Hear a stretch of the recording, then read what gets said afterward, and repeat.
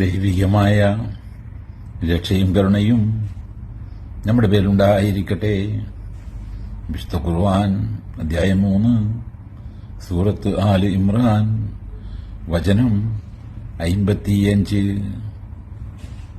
ബിസ്മില്ലാഹിർ റഹ്മാനിർ റഹീം.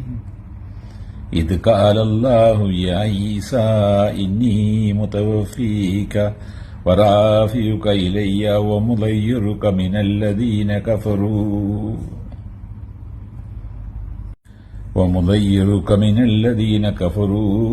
വജാഇലു അല്ലദീന അത്തബഊക ഫൗകല്ലദീന കഫറൂ ഇലാ യൗമിൽ ഖിയാമ. അല്ലാഹു പറഞ്ഞ സന്ദർഭം ഓർമ്മിക്കുക, ശ്രദ്ധിക്കുക.